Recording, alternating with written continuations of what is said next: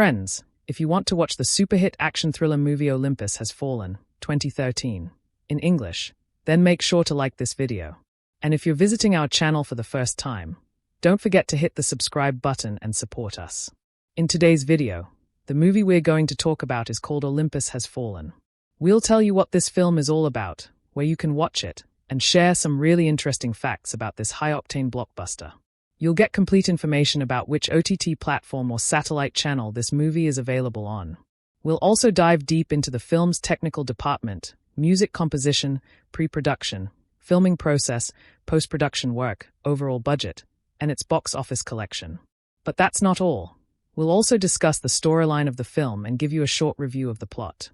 Along with that, we'll talk about the star cast, their performances, and which actor played which character in the film. Trust me, there's a lot of action and drama to talk about, so don't miss a single second. So friends, I request you to watch this video till the end. You won't want to miss the exciting details. Let's begin the video. Olympus Has Fallen, 2013. Plot and narrative analysis from third-person perspective. Overview. Olympus Has Fallen, 2013. Directed by Antoine Fuqua, is a high-stakes action thriller that follows a classic die-hard formula, set against the backdrop of a terrorist siege on the White House. The film uses a linear and conventional narrative structure, focusing on escalating tension and survival under extreme pressure. The story unfolds chronologically, adhering to the traditional three-act structure: setup, confrontation, and resolution, while delivering intense action, emotional beats, and a patriotic undertone. Act 1. The setup, establishing the stakes. The film opens with a prologue at Camp David during a snowy evening, where Secret Service agent Mike Banning, Gerard Butler, is protecting President Benjamin Asher, Aaron Eckhart, and his family. Tragedy strikes when the First Lady dies in a car accident, and Banning is unable to save her. Blamed for the incident, he is reassigned to a desk job at the Treasury Department, which emotionally haunts him and sets up his internal conflict, a fallen hero seeking redemption. This portion introduces the central characters, the strong bond between Banning and the First Family, and Banning's desire to return to the president's protective detail. The tone is somber, establishing emotional weight and foreshadowing the impending crisis. Act 2. The attack and confrontation, rising conflict. The second act begins with a well-coordinated terrorist attack on Washington, D.C., carried out by a North Korean extremist group led by Kang Yonsak, Rick Yoon. A military plane strafes the capital, armed commandos storm the White House, codenamed Olympus, and the president is taken hostage in a fortified underground bunker. This act functions as the main engine of the film, filled with suspense, action, and rising stakes. Mike Banning, witnessing the chaos from his office, instinctively enters the besieged White House and begins a one-man rescue mission from within.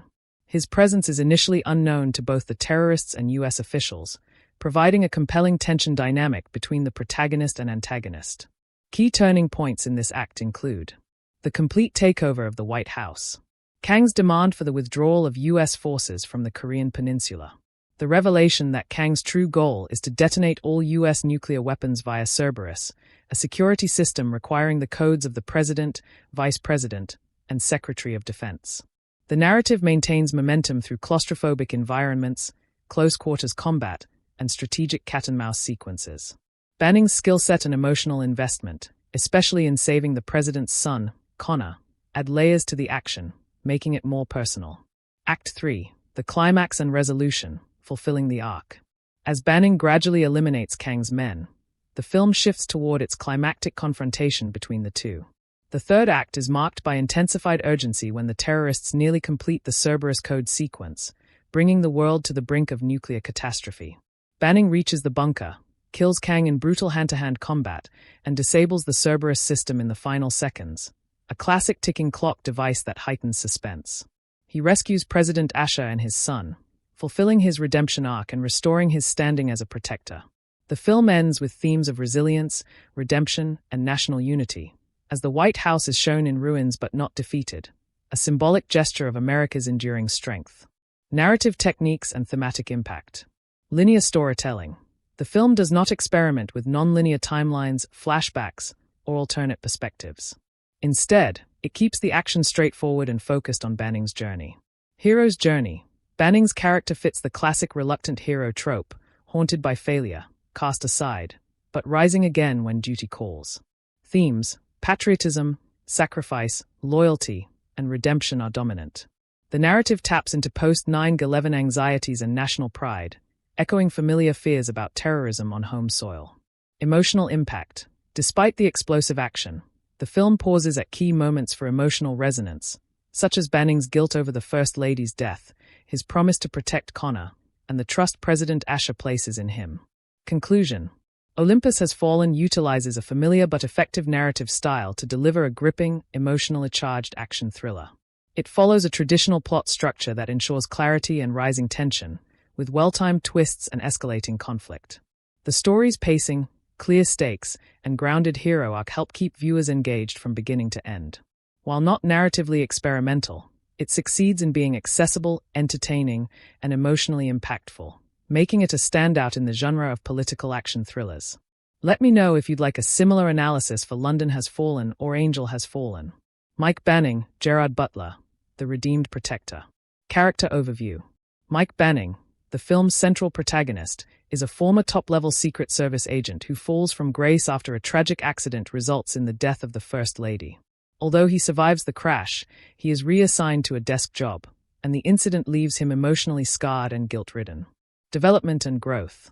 Banning's arc is a clear and powerful example of a redemption narrative. From the outset, his character is introduced as capable but haunted, a man carrying the burden of a mistake that cost a life and shattered his career.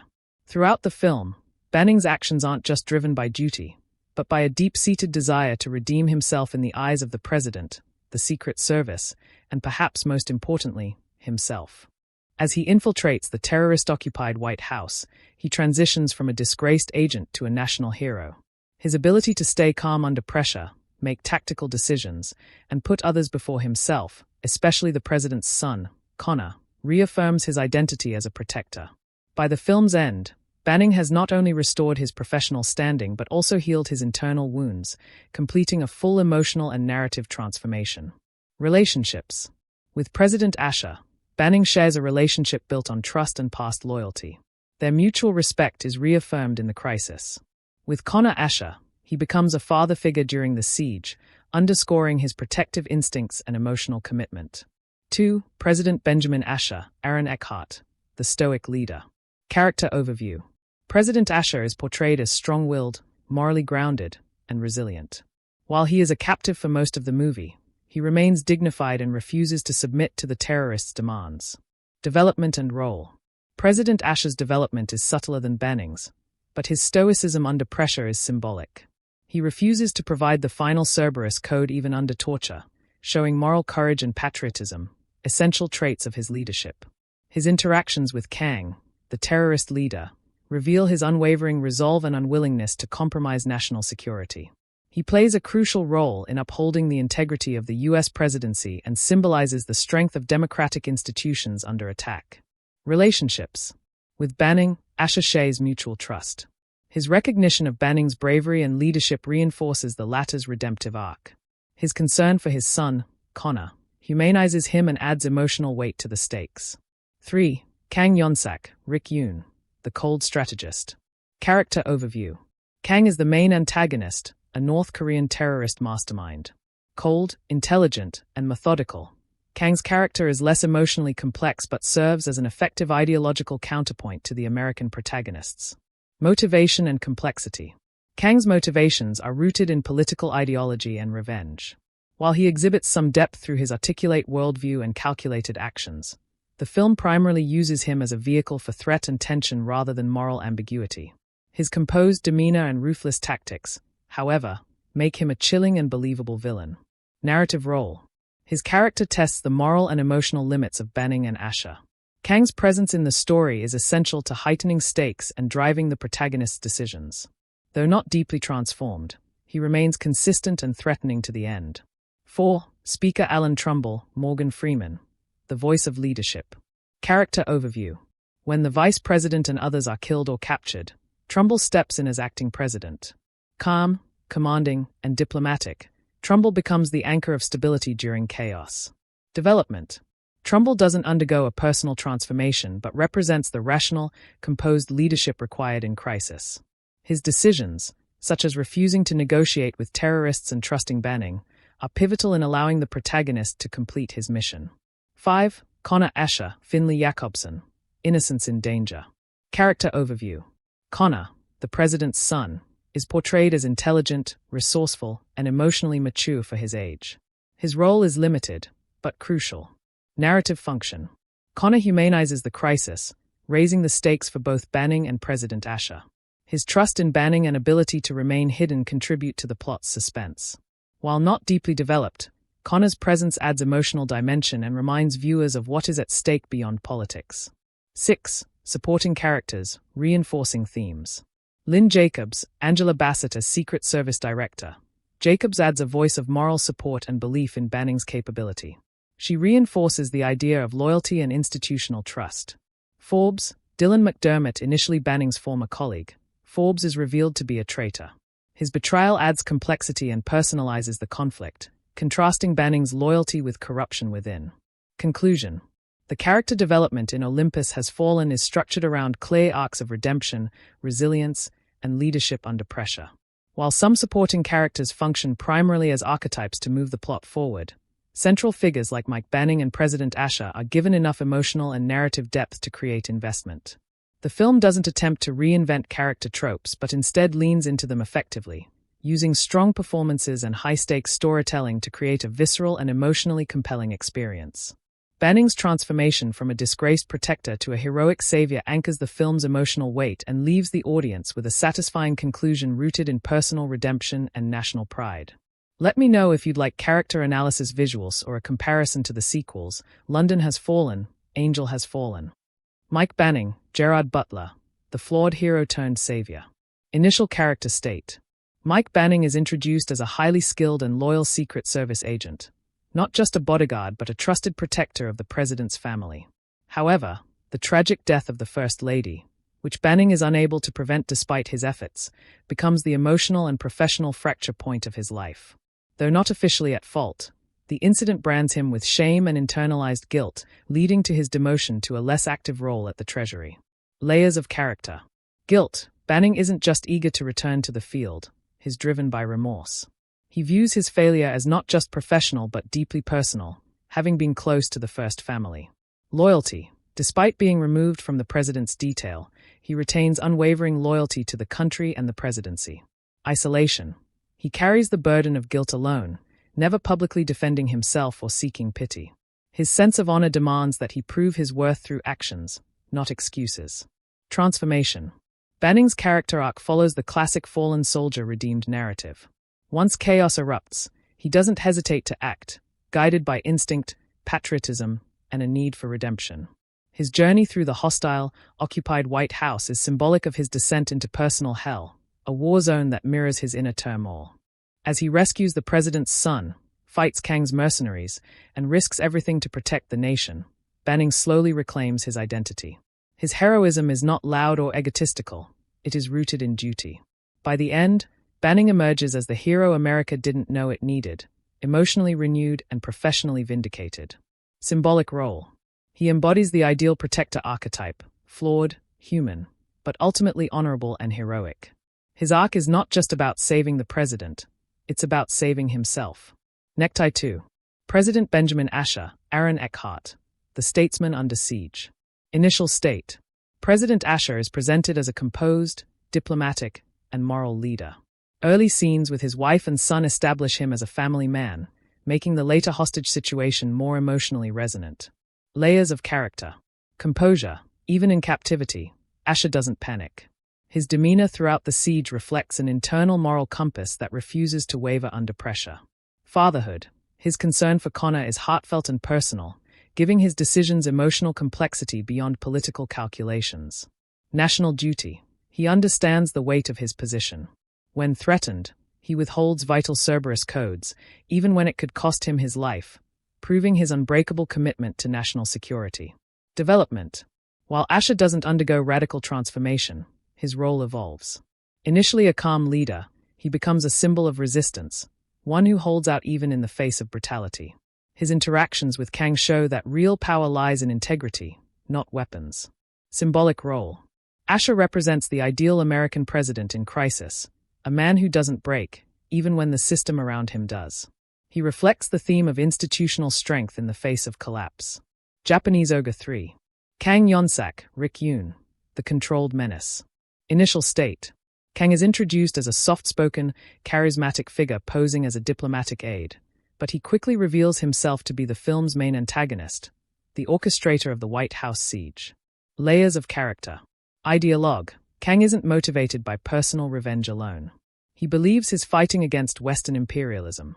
His villainy is laid with political rhetoric, positioning himself as a liberator for his people, not just a terrorist. Strategist. His precise and methodical, orchestrating a massive terrorist attack with alarming efficiency. Emotionally detached. Unlike typical villains, Kang doesn't rant or rage. His quiet demeanor makes him more unsettling. He's a villain who believes he is the hero of his own story. Development. Kang does not evolve in a traditional arc. He remains committed to his mission until death. His static nature serves to highlight the transformation of others around him, especially Banning. However, he does become increasingly desperate when his plans begin to unravel, revealing cracks in his otherwise calm exterior. Symbolic role.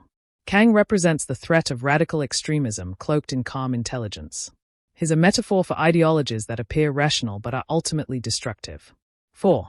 Speaker Alan Trumbull, Morgan Freeman, the calm voice of the nation. Initial state. Trumbull begins as Speaker of the House, and when both the President and Vice President are incapacitated, he assumes the role of acting President. Character traits. Wise and diplomatic, Trumbull is the voice of reason amidst panic. His decisions are calm, measured, and patriotic. Trust builder. He shows immediate trust in Banning, authorizing him to operate independently, which becomes a turning point for the narrative. Moral backbone. He refuses to give in to terrorist demands or compromise national values. Symbolic role. Trumbull reflects the institutional resilience of the U.S. government. He represents a calm leader in chaos, reinforcing the theme that the American spirit is bigger than one building or one man. Boy 5. Connor Asher, Finley Jacobson, the child amidst chaos. Role and importance. Connor, the president's young son, plays a small but pivotal role. As a symbol of innocence, his survival becomes a personal mission for Banning and a source of anxiety for the president. Traits. Smart and courageous, Connor hides in the White House's crawlspaces using knowledge of the layout taught to him by Banning. His bravery under pressure reflects the next generation of leadership, even if subtly. Emotional impact. His vulnerability humanizes the stakes. Saving him is not just a subplot. It represents the preservation of hope, family, and future. Handshake 6. Other supporting characters, reinforcing the world. Small Blue Diamond Lynn Jacobs, Angela Bassett. Director of the Secret Service, she serves as a trusted voice and moral support for Banning. She embodies professionalism and faith in her agents, refusing to lose hope even when others do. Small Blue Diamond Dave Forbes, Dylan McDermott. Banning's former Secret Service colleague turned traitor. Forbes' betrayal adds a personal layer of conflict and mirrors Banning's journey. One chose loyalty, the other corruption. His arc shows how ideals can be corrupted and how personal greed can betray duty. Bullseye final thoughts on character development. Olympus Has Fallen may not delve into deeply philosophical character studies, but it strategically builds emotional and symbolic arcs that elevate it beyond a typical action flick. Mike Banning evolves from shame to salvation, a man broken by guilt but reborn through courage. President Asher reflects moral authority under siege, a leader who refuses to break. Kang is a static yet intelligent villain, a reflection of ideology over emotion. Trumbull and Jacobs act as pillars of strength and support, while Connor injects emotional vulnerability. The interplay between these characters ensures that the action is anchored in human stakes, not just explosions. The film's success lies in its ability to blend character-driven drama with national-scale thrills, giving audiences not just something to watch, but someone to root for. Gerard Butler as Mike Banning, the commanding heart of the film. Performance overview. Gerard Butler's performance as Mike Banning stands out as the emotional and physical anchor of the film. Known for his action roles in films like 300, Butler channels both toughness and vulnerability in a role that demands physicality, stoicism, and emotional nuance. Why it works. Physical presence. Butler's physicality is entirely convincing. His portrayal of a skilled operative moving tactically through the White House under siege is grounded in realism. His combat scenes, stealth movement, and sharp instincts feel authentic. Emotional weight. What elevates his performance is not just the action but the internal struggle he conveys. In quieter moments, such as when Banning reflects on his failure to save the First Lady, or when he comforts the president's son, Butler shows restraint and emotional depth that makes Banning feel like a fully fleshed-out person, not just a one-note action hero. Heroic without arrogance, Butler avoids clichés of invincibility. Instead, he plays Banning as a deeply committed man trying to correct his past mistakes. His stoic determination gives the audience someone they can root for with full conviction. Impact. Butler's performance elevates the film from generic action to a character-driven narrative, earning sympathy, admiration, and respect from viewers. Without his layered portrayal, the film would lack much of its emotional punch. Necktie Aaron Eckhart as President Benjamin Asher, the dignified statesman under pressure. Performance overview. Aaron Eckhart brings gravitas and quiet strength to the role of President Asher. Known for his versatility, The Dark Knight, Thank You for Smoking, Eckhart balances presidential authority with personal vulnerability. Key strengths. Duality. He embodies both the political figurehead and the anxious father, a rare balance in action cinema. His scenes in captivity convey a mixture of resolve and tension. Composure under duress. Even when tortured or threatened, Eckhart maintains Asher's unshakable moral resolve. His delivery is never overacted. It's tight, dignified, and believable. Emotional resonance. His concern for his son and his interactions with Banning reveal a softness and humanity that makes the character more than just a symbolic leader. Impact. Eckhart doesn't steal the spotlight but deepens the story's emotional core, making the president more than a plot device. His performance ensures that the political stakes remain personal and credible. Morgan Freeman as Speaker Alan Trumbull, the moral center of the crisis. Performance overview. Morgan Freeman, with his signature calm and authoritative voice, plays Speaker of the House Alan Trumbull. When thrust into acting presidency, he becomes a figure of rational leadership and resolve. Strengths. Commanding presence. Freeman radiates control and calm even in chaotic moments. His performance feels natural and dignified, instilling a sense of reassurance in both the film's characters and the audience. Emotional understatement. He does not overplay the drama. Instead, he acts as a steadying force, grounding the film's political dimension in level-headed realism. Symbol of integrity. Freeman plays Trumbull as a man who values protocol and human life equally, delivering key lines with subtle power and precision. Impact. Freeman's presence enhances the credibility of the film's portrayal of government leadership. He adds legitimacy to the political drama and stands as a moral compass for the unfolding crisis. Japanese ogre Rick Yoon as Kang Yonsak, the chillingly controlled villain. Performance overview. Rick Yoon delivers a quiet but menacing performance as Kang, the North Korean extremist leader. Unlike loud or flamboyant villains, Kang is calm, intelligent, and terrifying in his composure. Why it stands out. Cold precision. Yoon's portrayal of Kang is eerily calm, almost emotionless, making him more dangerous. His control of tone, body language, and minimalistic expressions enhances the character's intensity. Ideological conviction. Kang is not portrayed as a caricature. Yoon gives him a sense of real belief, turning him into a character with motivations rather than a simple antagonist. Verbal sparring. His confrontations with President Asher are delivered with chilling politeness, showcasing a villain who relies on psychological power, not just weapons. Impact. Yoon's performance keeps the stakes high. His calm demeanor juxtaposed with violence makes Kang a credible and memorable villain, adding weight to the narrative conflict. Woman #Airplane Angela Bassett as Lynn Jacobs, the steely support system. Performance overview. Angela Bassett brings both strength and compassion to her role as Secret Service Director Lynn Jacobs. Though not in many action sequences, her emotional range and authority stand out. Notable aspects. Leadership. She maintains composure in crisis and represents loyalty and faith in Banning, reinforcing his trustworthiness to others. Emotional core. In moments of doubt and urgency, her facial expressions and tone convey both worry and conviction without melodrama. Female strength. Bassett offers a rare portrayal of a powerful woman in a security role, breaking away from traditional gender dynamics in action films. Impact. She functions as the film's moral anchor, especially when the audience needs someone to voice confidence in Banning. Bassett brings gravity to a supporting role and enriches the story's emotional and professional dynamics. Briefcase Dylan McDermott as Dave Forbes, the betrayer with a smile.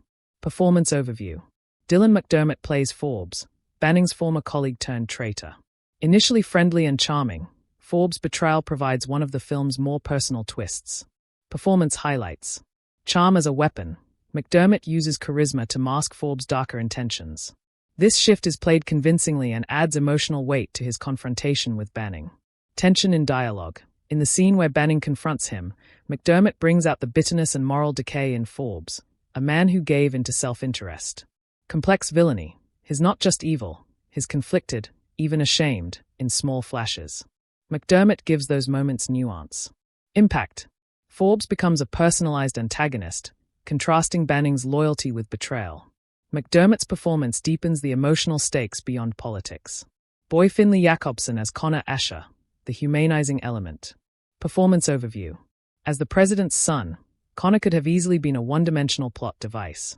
However, young actor Finley Jacobson imbues him with quiet intelligence, courage, and innocence. Why he works. Realistic behavior. His reactions feel grounded, not overly heroic, but not helpless either. Emotional catalyst. His presence drives both President Asher and Banning, giving their missions personal urgency. Naturalism. Jacobson's performance never feels forced. He plays Connor with natural timing, especially in scenes of hiding and whispered dialogue with Banning. Impact. Though limited in screen time, Connor serves as the emotional soul of the film's stakes. Jacobson's performance ensures he's not just the kid, but someone the audience genuinely wants to see safe. Bullseye final verdict on the performances. From a third-person critical perspective, Olympus Has Fallen features a well-rounded ensemble cast that brings intensity, believability, and emotional texture to the film. While the plot follows familiar tropes, it's the strength of the performances that elevate it into a compelling experience. Gerard Butler delivers a career-defining performance that mixes vulnerability and heroism. Aaron Eckhart and Morgan Freeman offer statesman-like gravitas. Rick Yune's controlled menace makes for a chilling villain. The supporting cast, especially Angela Bassett and Dylan McDermott, lend credibility and nuance. In summary, the performances are not just serviceable, they are integral to the film's impact, grounding explosive action in human emotion and national symbolism. Gerard Butler as Mike Banning, a career-defining performance. Depth of performance.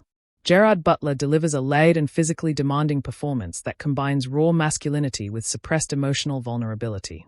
His portrayal of Mike Banning isn't just about action hero bravado, it's about inner torment, guilt, and redemption. Acting techniques. Micro-expressions and body language.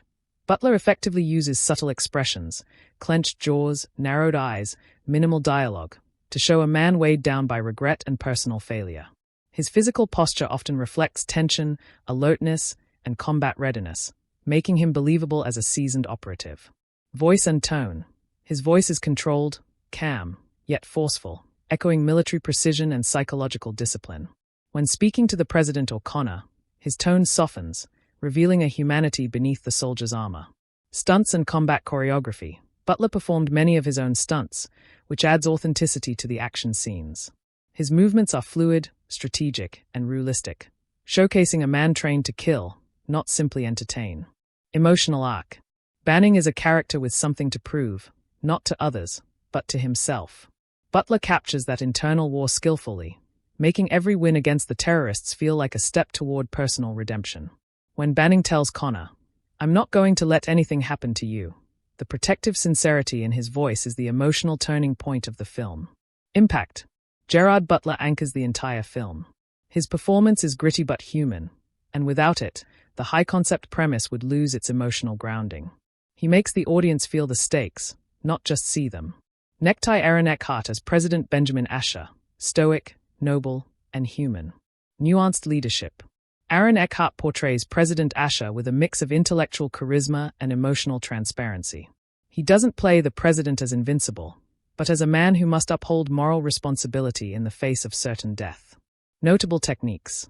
Emotive eyes and facial control. Eckhart's ability to communicate fear, anger, and determination through his eyes alone is impressive, especially in scenes where his character is restrained or tortured. Dialogue control. He balances political diplomacy with paternal instinct. For example, when refusing to hand over Cerberus codes, his voice cracks just enough to show the cost of his decision, yet he never falters. Character chemistry. With Mike Banning, the respect and familiarity are subtly played. Their dynamic is one of past trust that gets reaffirmed under fire. Their emotional handshake in the final act, though brief, is filled with unspoken forgiveness and mutual pride. With Connor, his fatherly concern is tangible.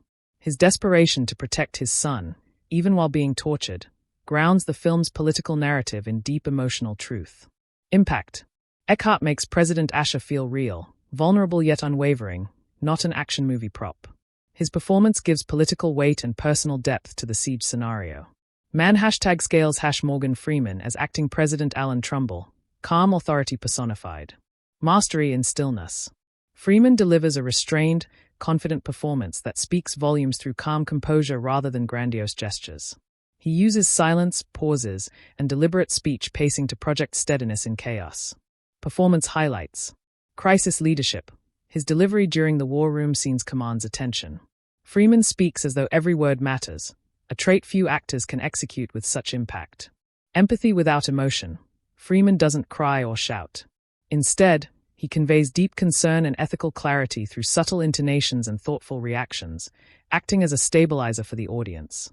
Symbolic function. Freeman becomes the emotional compass for viewers. As Trumbull, he doesn't just fill a temporary power vacuum. He embodies the institutional strength of American democracy, even under duress. Impact. Freeman's gravitas lifts the film's political dimension, making it feel more mature and believable. His performance ensures that even the non-action scenes feel tense and important. Rick Yoon as Kang Yonsak, chilling minimalism. Villainous precision. Rick Yoon's performance as Kang is icy, calculated, and terrifying. He never screams, never loses his temper. His villainy is delivered with a calm that unnerves the audience more than rage ever could. Unique approach. Control over emotion. Yoon underplays Kang's emotional cues, portraying him more like a surgeon than a soldier. This cold detachment suggests fanatical belief in his cause. He isn't just doing a job, he's fulfilling a warped ideology. Use of space. Even when seated, Yoon's body language exudes power. He moves minimally, speaks softly, and dominates scenes through presence alone. Standout scenes. The verbal chess game between Kang and President Asher is laced with tension.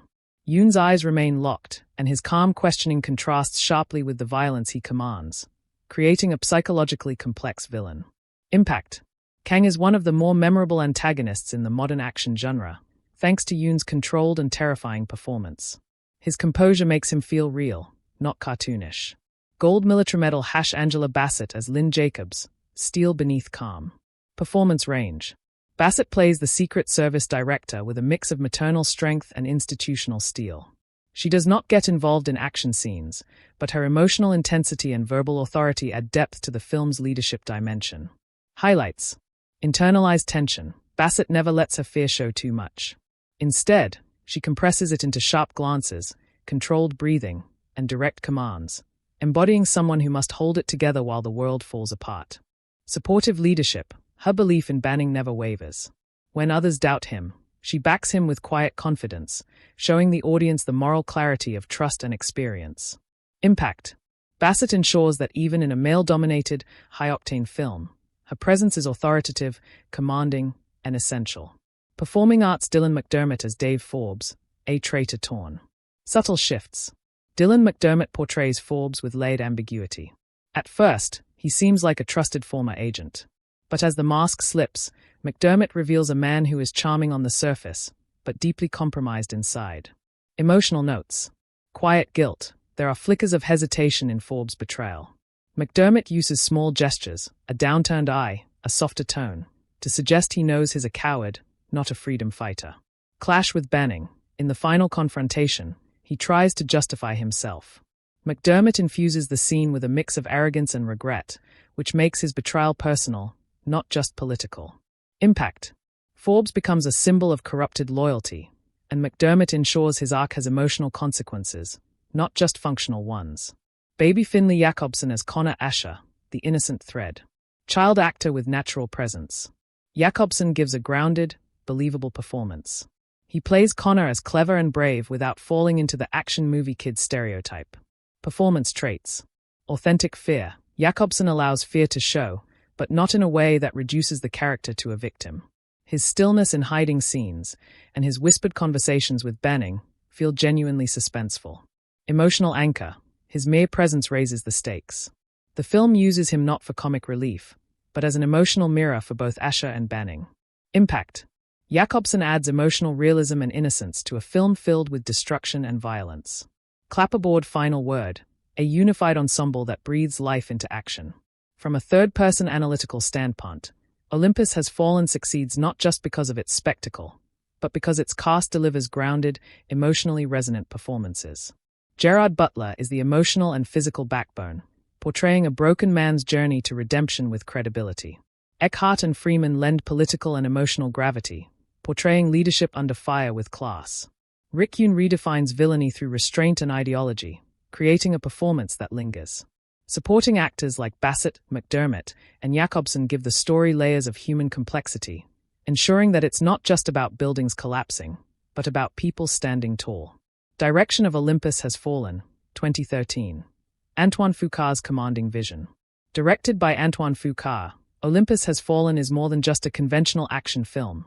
It's a politically charged thriller shaped by precise visual style, relentless pacing, and emotionally grounded storytelling. Fuqua, known for his work on intense, character-driven dramas, Training Day, applies his signature directorial approach to craft a film that is as much about national trauma as it is about heroism and redemption. Tone and mood, gritty patriotism under fire. Fuqua shapes the tone of the film with a deliberate sense of urgency, dread, and solemnity.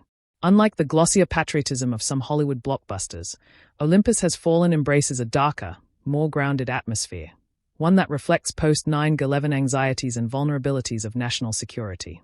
Opening tone. The early scenes are somber and reflective, showcasing Mike Banning's personal guilt and the calm before chaos.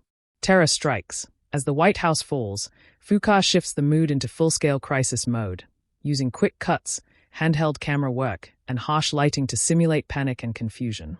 Emotional resilience. Despite the action, the tone never slips into mindless spectacle. Fuqua maintains emotional weight throughout, especially in scenes involving the president, his son, and Banning's emotional arc.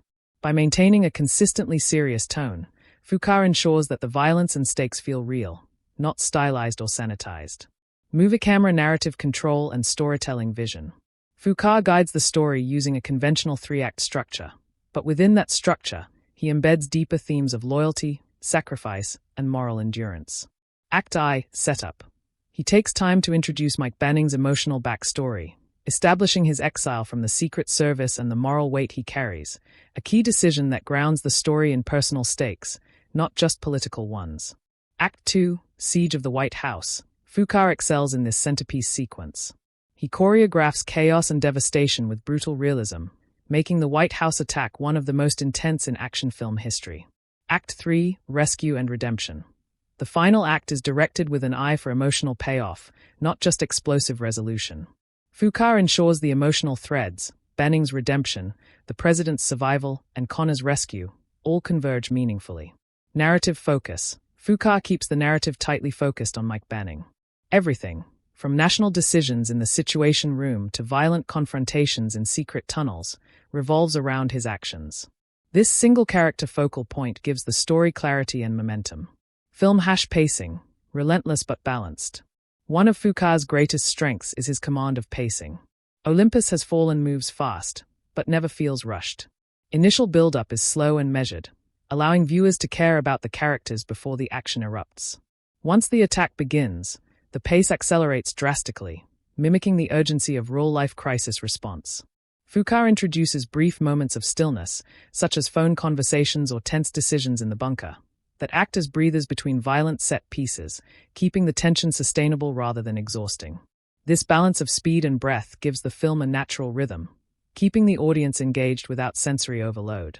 Stylistic choices, realism over flash. Antoine Fuqua is known for raw, grounded filmmaking, and Olympus Has Fallen is no exception. His stylistic choices enhance immersion and heighten realism. Movie camera cinematography and shot composition. The camera often stays tight on the characters, especially Banning, placing the viewer in the thick of the action.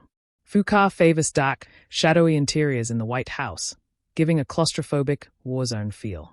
Exterior shots during the siege use a combination of aerial views, smoke effects, and shaky cam to emphasize disorientation and scale. Speaker with 3 sound waves, sound design and score. Gunfire is deafening, explosions are concussive, Fuqua uses realistic soundscapes to ground the action. The score by Trevor Morris, while not directed by Fuqua, is used sparingly and effectively. Fuqua ensures the music supports, rather than overwhelms, the emotional tone of each scene. Editing choices. Rapid cuts during action scenes are balanced with longer, tension-building takes during stealth or dialogue sequences. The editing enhances urgency but also maintains clarity.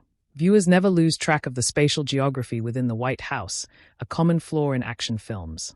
Visual themes and symbolism. Fuqua integrates several visual themes that reinforce the emotional and patriotic core of the film. The American flag, used frequently, but not cheaply. Fuqua frames the flag in moments of destruction and survival, highlighting both vulnerability and resilience. White House as symbol. Its fall is filmed with a kind of reverence, not just as a building being destroyed, but as a symbol of democracy under siege. Fuqua captures the moment with a tragic weight, not spectacle. Silhouettes and light. Fuqua uses silhouettes of soldiers and darkness to light transitions to symbolize Mike Banning's personal journey from disgrace to heroism. #Artist Palette Directorial Impact. Antoine Fuqua's direction * elevates Olympus Has Fallen from a generic action movie to a gritty, emotionally resonant thriller. His focus on grounded realism over CGI excess, emotional character arcs over mindless action, and intense pacing balanced with quiet intensity, results in a film that resonates emotionally while thrilling viscerally. Even when the screenplay leans into genre conventions, Fuqua's vision ensures that it never feels hollow. Instead, the film carries emotional weight, political relevance, and cinematic style, all hallmarks of a director in full command of his craft. Bullseye final verdict. From a third-person perspective, Olympus Has Fallen is a testament to Antoine Fuqua's ability to blend character-driven drama with explosive action. His direction imbues the film with high-stakes realism, emotional undercurrents, and powerful narrative control. It's not just a film about saving the president. It's a story about redemption, loyalty, and the fragility of national strength under attack, all expertly shaped through Fuqua's cinematic lens. Cinematography of Olympus Has Fallen, 2013. A visual language of tension and chaos. The cinematography of Olympus Has Fallen, helmed by Conrad W. Hall, plays a vital role in reinforcing the film's themes of national crisis, personal redemption, and unrelenting tension. Through strategic camera angles, lighting design, and framing choices, the film crafts a visually immersive and emotionally intense experience. Hall, whose work blends grit with cinematic flair, crafts a visual style that enhances the realism of a White House siege while supporting character-driven storytelling. Camera angles, ground-level grit, and strategic perspective. Throughout the film, Conrad W. Hall employs a combination of handheld and static camera techniques to mirror the chaos and urgency of the unfolding events. The angles are carefully chosen to immerse the audience in the action, while also emphasizing character psychology. Low-angle shots on Mike Banning. Gerard Butler. These are used frequently in key moments to establish him as a grounded, determined figure. As the reluctant hero, Banning is often shown from slightly below eye level, reinforcing his authority, competence, and growing sense of command as the crisis unfolds. Over-the-shoulder tactical shots. During infiltration and stealth sequences inside the White House, the camera stays close to Banning, creating a third-person in-the-moment POV, making the audience feel like a silent observer within the battlefield. High-angle shots of the White House siege. During aerial assaults and wide-scale attacks, Hall uses top-down angles to show the vulnerability of national icons and institutions. The devastation is made to feel overwhelming, emphasizing the scale of the attack. Tight close-ups, especially in scenes of emotional tension, such as the president's capture, Connor's hiding, or Banning's ethical dilemmas. Close-ups isolate the characters' faces, drawing out internal emotions like fear, guilt, and resolve. Electric light bulb lighting, from hope to havoc. Lighting in Olympus Has Fallen is not just functional. It's symbolic and atmospheric, reinforcing shifts in tone and environment throughout the film. Sparkles pre-attack scenes, natural and hopeful. In the film's opening at Camp David and inside the White House, natural lighting is used to reflect calm, order, and professionalism. The president's family scenes, especially those involving his son Connor, are bathed in warm light, symbolizing safety, unity, and innocence. Medium black circle siege and occupation, harsh, desaturated, and grim. Once the assault begins, the lighting transitions to dim, cold tones. Heavy shadows dominate the White House interiors, echoing themes of invasion and moral darkness. Interior bunker scenes are lit with flickering, artificial overhead lighting, simulating the unease and pressure of wartime decision-making. Torch tactical sequences, chiaroscuro and tactical flash. Many of Banning's stealth scenes are lit in high-contrast chiaroscuro, emphasizing the tension between visibility and concealment. Flashlight beams, emergency strobes, and dim hallway lights amplify tension and disorientation, reflecting the psychological uncertainty of navigating a hostile, familiar place. Framed picture hash framing, confined spaces, symbolic geometry. The framing throughout the movie enhances its core themes of claustrophobia, siege, and survival. Narrow hallways and tight corridors. Much of the White House interior action is framed in narrow passageways, reinforcing a sense of entrapment. These tight compositions reflect both the physical constraints on the characters and the psychological strain they are under. Symbolic centering of the flag and Oval Office. In select key moments, such as when the flag is desecrated or when terrorists seize the Oval Office, Hall uses centered symmetrical framing to underscore the symbolic gravity of these locations being under attack. Foreground versus background dynamics. During high-tension scenes, especially conversations between the terrorists and hostages, characters are framed with emphasis on the background tension, shadows of soldiers, cracked walls, flickering monitors. These layered compositions heighten unease and suggest that the danger always lurks just beyond the dialogue. Fire visually striking moments, key cinematic images. Several scenes in Olympus Has Fallen stand out as visually memorable, not just because of their intensity, but because of how they are visually constructed. The fall of the American flag. Shot in slow motion, the tattered flag falls from the White House rooftop in the wake of the assault. The use of backlight through smoke and debris creates a haunting silhouette, symbolizing national vulnerability. The visual echoes a war-torn battlefield, reinforcing the emotional gravity of the attack. Air assault sequence. The chaotic overhead tracking shots of attacking planes over Washington, D.C. use wide-lens views to show the scale of destruction. Explosions are captured with real-time and slow-motion intercuts, heightening both adrenaline and horror. Connor's hiding scene. As the president's son hides within the walls of the White House, the camera uses static, suspense-driven framing, lingering on shadows and corners to evoke a child's fear amidst adult violence. The minimal lighting and long takes emphasize silence, vulnerability, and the stakes of discovery. Final hand-to-hand combat. In the film's climax, Banning's brutal fight with Kang, Rick Yoon, is framed in close quarters, often partially obscured by broken furniture and dim lighting. The shaky cam and intimate choreography make the violence feel visceral and personal, rather than theatrical. Milky Way atmosphere creation. From realism to psychological tension. Through its cinematography, Olympus Has Fallen creates a consistently immersive atmosphere that evolves with the narrative. In early scenes, Hall uses a clean, documentary-like aesthetic, establishing a baseline of everyday normalcy. As the action escalates, the camera work becomes chaotic and unstable, mimicking the confusion of war. In quieter moments, the camera holds still, often behind glass or through barriers, evoking a sense of surveillance, vulnerability, and entrapment. This shift in visual tone mirrors Mike Banning's own emotional arc, from outsider and observer to the driving force of retaliation and resolution. Bullseye conclusion. Cinematography as a character itself.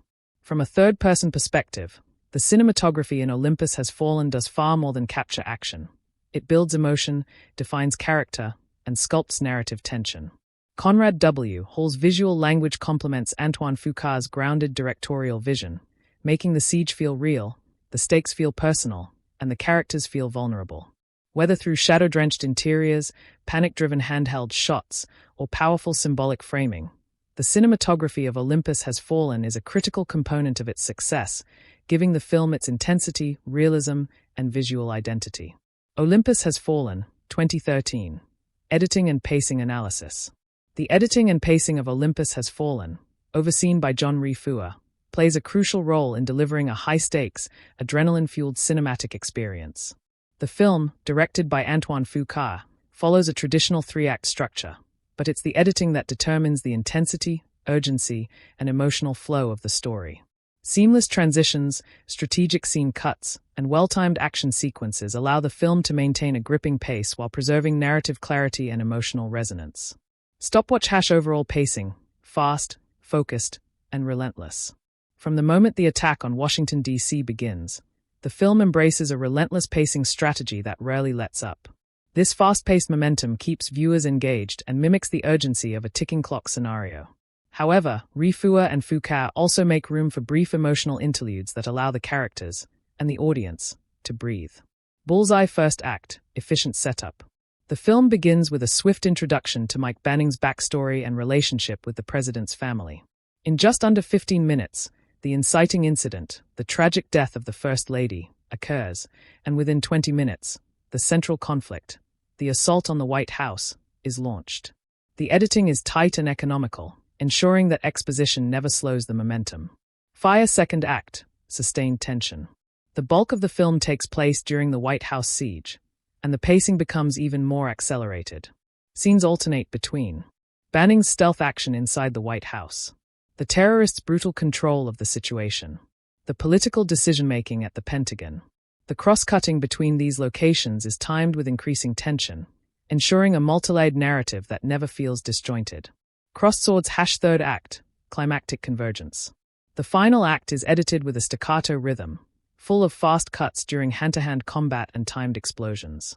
Despite the intense speed, the editing remains comprehensible, allowing viewers to follow the geography of the action. Black Scissors scene transitions, smooth but strategic.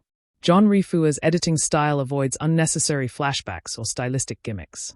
Instead, he relies on linear storytelling with smooth visual transitions, which help maintain immersion and continuity.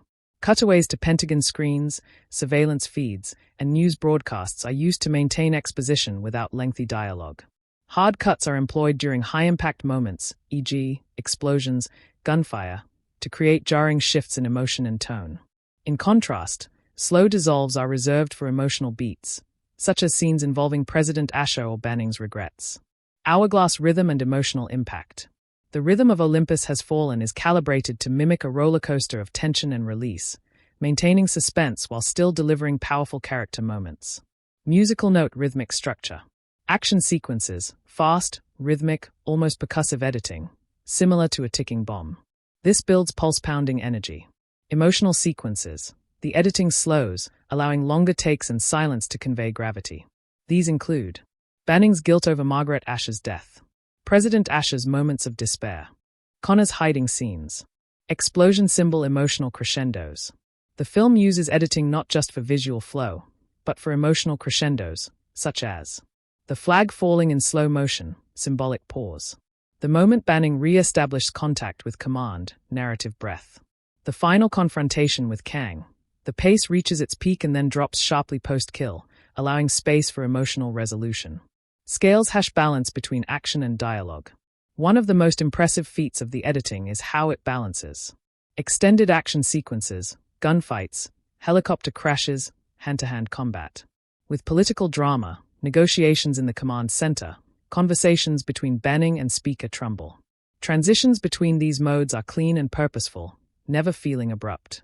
Each scene feels like a building block of a broader puzzle, making the movie cohesive and forward-driving. Total any pacing weaknesses. While the film maintains an aggressive pace, some critics noted that the opening build-up, especially the Camp David prologue, could have benefited from slightly more development to deepen emotional stakes. The middle section, with extended Pentagon dialogue, may feel repetitive to some viewers, though it is necessary for tension building. Still, these moments are few and don't significantly detract from the overall energy. Bullseye conclusion, editing as the film's engine. From a third-person perspective, the editing and pacing of Olympus Has Fallen act as the narrative engine that propels the film forward. John Fuqua's editing choices make the film feel urgent, coherent, and emotionally gripping, while director Antoine Fuqua's vision is realized through a well-timed rhythm that amplifies both action and human drama.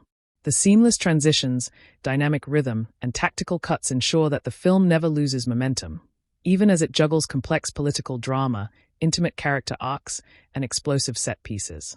The editing is both functional and artistic, turning what could have been a generic action thriller into a tightly wound, high-stakes cinematic experience. Olympus Has Fallen, 2013. Soundtrack and score analysis. The musical score of Olympus Has Fallen was composed by Trevor Morris, a seasoned composer known for his work on historical dramas, The Tudors, The Borgias, and action thrillers. In this high-stakes political action film, Morris crafts a tense, militaristic, an emotionally resonant score that underscores the gravity of a terrorist attack on American soil. His music plays a pivotal role in elevating suspense, intensifying action sequences, and highlighting the emotional core of the narrative, all while avoiding melodrama or distraction. Musical score tone setting: military, patriotic, and somber. From the outset, the film's music sets a tone that blends heroism with tragedy, mirroring the story of a disgraced Secret Service agent seeking redemption during a national crisis. The score embraces heavy brass and percussion, reflects the military backdrop, and reinforces themes of duty and sacrifice. Somber strings and ambient synths, used during scenes of loss or moral reckoning, particularly in Banning's personal arc. Patriotic undertones, subtle motifs evoking American resilience and honor, without resorting to cliché or jingoism. Trevor Morris avoids overuse of fanfare or bombast. Instead, he crafts a restrained yet powerful sonic landscape that respects the film's serious subject matter. Clapperboard scores role in key scenes. Small Blue Diamond opening sequence, tragedy at the bridge. A restrained orchestral build-up transitions into a somber theme as the First Lady dies in the car crash. Here, Morris uses minor key strings and low brass to mirror Banning's guilt and foreshadow his need for redemption. The music doesn't manipulate the viewer, it amplifies natural emotion. Small Blue Diamond White House attack, rising tension. The score erupts into staccato rhythms and pulsing percussion as the North Korean terrorists begin their coordinated assault. Synth elements are layered under the orchestration to create a modern, tech-driven urgency. Rhythmic motifs are looped and intensified during scenes of chaos, such as the aerial assault, ground-level shootouts, the infiltration of the White House. Small Blue Diamond Banning's stealth moments are atmospheric tension. Silence is used strategically during stealth scenes. When music is introduced, it's subdued and ambient, relying on slow string progressions or droning bass to maintain suspense without distracting from the visuals. This contrast makes the bursts of action more impactful. Small Blue Diamond emotional beats, personal stakes. The reunion between the president and his son, and Banning's call to his wife, are accompanied by soft, heartfelt melodies. These sequences employ piano and solo cello, instruments commonly associated with intimacy and vulnerability. Small Blue Diamond final confrontation and resolution, heroic crescendo. As Banning defeats Kang and reasserts control, the score returns to a more majestic orchestral theme, blending heroism with resolution. The end credits feature a more prominent melodic version of the film's main motif, a patriotic yet restrained composition that reflects triumph without triumphalism. Repeat button recurring motifs and themes. Trevor Morris introduces several repeating motifs throughout the film, reinforcing continuity and emotional undercurrents. Banning's redemption theme. A slow-building progression played on strings and horns that recurs during moments of personal struggle or resolve. White House under siege motif, marked by aggressive percussion, rising string lines, and brassy dissonance. It signals danger and tension. Connor's theme. A subtler, more innocent variation of the main motif, used during scenes involving the president's son. These motifs give the film an oral identity, helping viewers associate musical cues with characters or situations without overt musical narration. Strategic use of silence. One of the smartest aspects of the score is its intentional restraint. Morris often steps back, letting silence or diegetic sound, like gunfire, heavy breathing, or intercom static, dominate certain sequences. This approach heightens realism, amplifies suspense, avoids musical fatigue in action-heavy scenes. For example, during Banning's stealth infiltration, long moments of silence build anticipation. In the tense hostage moments, music fades out to let dialogue and facial expressions carry emotional weight. Speaker with 3 sound waves mixing and integration. The score blends seamlessly with dialogue and sound effects, thanks to skilled mixing. Explosions, gunshots, and radio chatter never drown out the music, and vice versa. This balance is critical in a film like Olympus Has Fallen, where sound design, score, and editing must work in tandem to maintain clarity and tension. DVD soundtrack release and fan reception. The official Olympus Has Fallen soundtrack was released digitally and received praise for its epic tone and cinematic quality. While not as iconic as some larger action franchises, like Mission Impossible or The Dark Knight, fans and critics acknowledged that Trevor Morris's score was underrated, calling it tense and patriotic without being over the top. A perfect match for the film's serious tone. Bullseye conclusion, a powerful but controlled score. From a third-person perspective, the soundtrack and score of Olympus Has Fallen act as a crucial layer of storytelling. Trevor Morris's compositions manage to be emotionally powerful, technically restrained, and thematically cohesive. The score never overwhelms the viewer or competes with the visuals. Instead, it subtly guides emotional responses, enhances tension, and gives the film its sonic identity. Through smart motifs, well-timed silence, and a blend of heroic and haunting cues, the music strengthens the atmosphere of a film that already thrives on political chaos, redemption arcs, and emotional stakes. Morris's score ensures that Olympus Has Fallen doesn't just look gripping, it sounds gripping too. Olympus Has Fallen, 2013. Soundtrack and score in-depth analysis. Musical score composer overview. Trevor Morris's musical identity. Olympus Has Fallen's score was crafted by Trevor Morris, a composer with a rich background in scoring political dramas and large-scale epics, The Tudors, The Borgias, Vikings. His style often blends orchestral gravitas with modern textures, allowing him to traverse both emotional subtlety and cinematic intensity. For this film, Morris was tasked with creating a score that not only sustains the adrenaline-fueled atmosphere of a terrorist siege but also expresses patriotism, grief, heroism, and redemption, all without tipping into melodrama. Thematic goals of the score. Morris approached the soundtrack with several key goals in mind. Convey a sense of national tragedy. A brutal attack on the White House had to feel heavy and real. Highlight personal stakes. Banning's arc needed a human, emotional thread to balance the action. Support suspense and urgency. Musical rhythms had to mirror the ticking clock tension of a hostage crisis. Maintain tonal integrity. The music had to be mature, not cartoonish, honoring the film's serious tone. He accomplished these by blending traditional orchestration, for epic scope and military gravitas. Electronic elements, for modernity and urgency.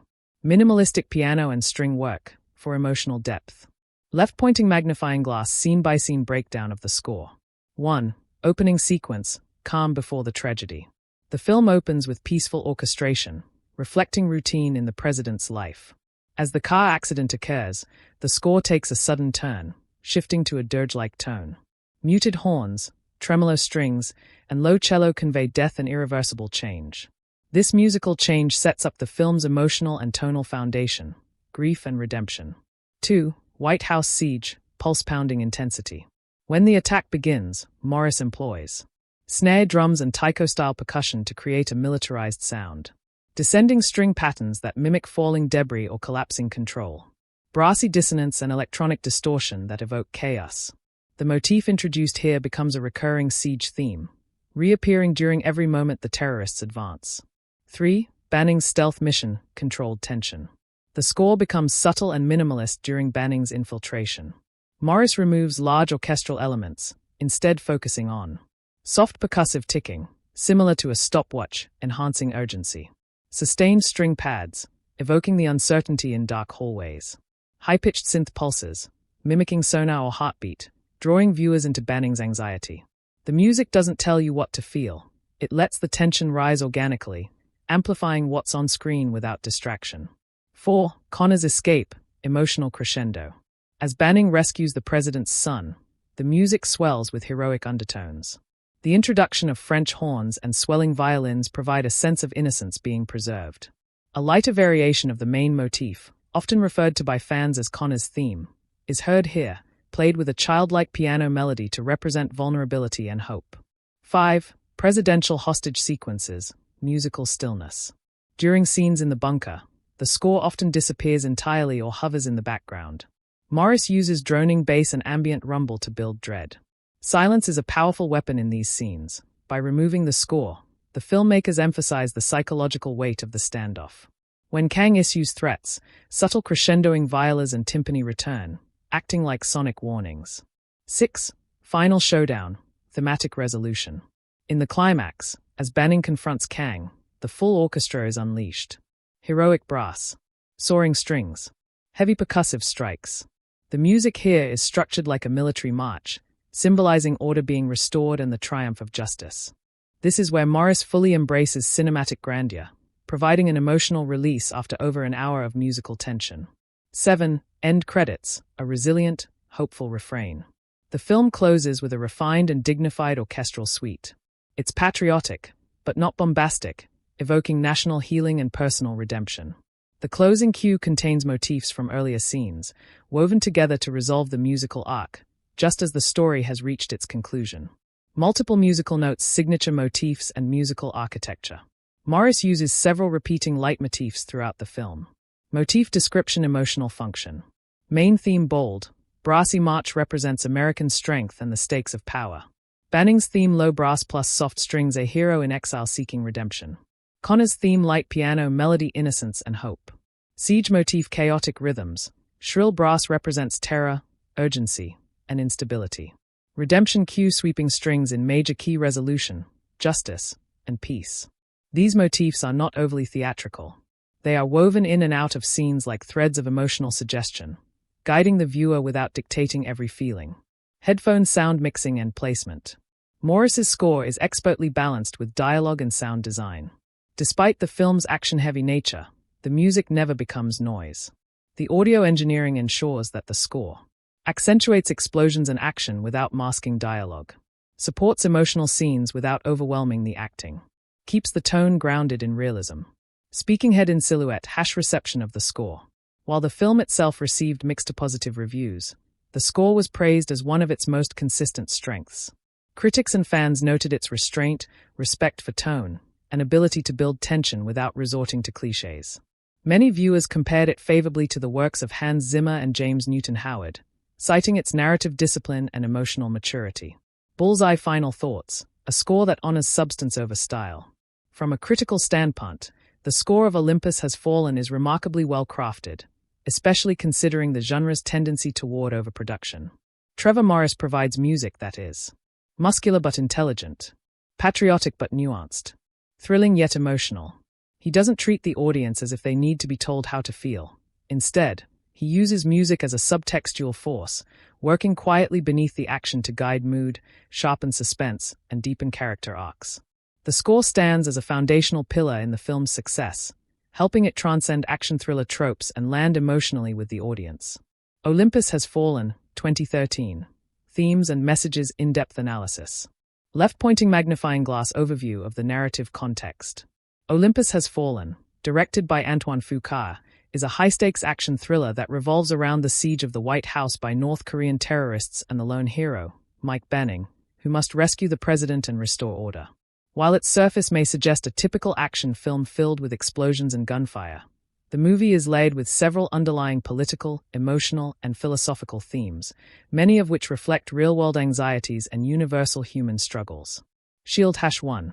Patriotism and national resilience. Primary theme. One of the most dominant themes in Olympus Has Fallen is patriotism, but it goes beyond superficial flag-waving. The film explores what it means to protect one's country, not just through military force but also through moral responsibility and sacrifice. The resilience of American institutions and values in the face of violent assault. The idea that American strength isn't just military, but ideological, rooted in the unity of its people, not just the power of its government. From the moment terrorists breach U.S. defenses, the film asks, can a nation recover from an attack on its very heart? Through Banning's courage and the president's composure under pressure, the film delivers a resounding yes. Effectiveness. This theme is well integrated into the story. The use of iconic national symbols, e.g., the White House, the American flag, the presidential bunker, under siege adds visual weight to the message. The film doesn't preach. Instead, it lets the actions of its characters represent national dignity and strength. #2. Redemption and personal responsibility.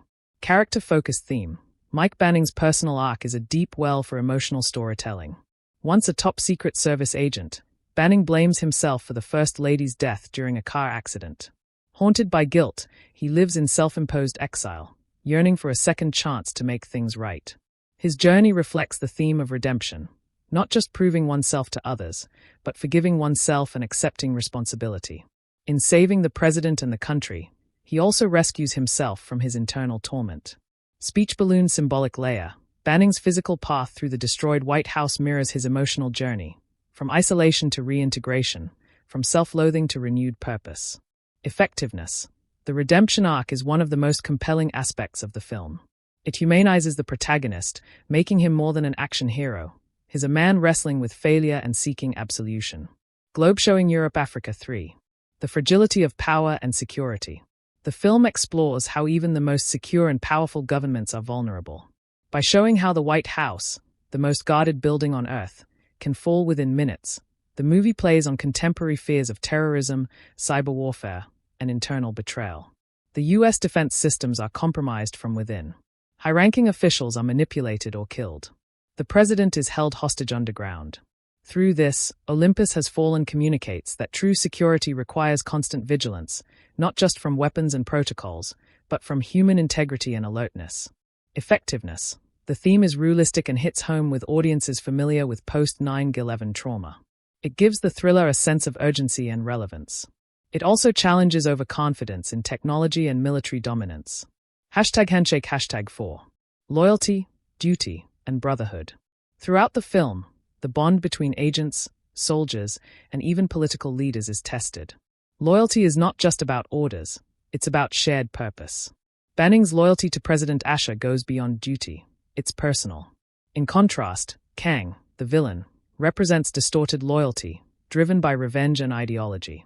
The film contrasts selfless loyalty with ideological extremism, showing how both can motivate action, but only one leads to moral clarity. Effectiveness. This theme resonates in almost every major character arc, especially in scenes where choices must be made under duress: who to trust, who to save, and who to sacrifice. Bomb 5.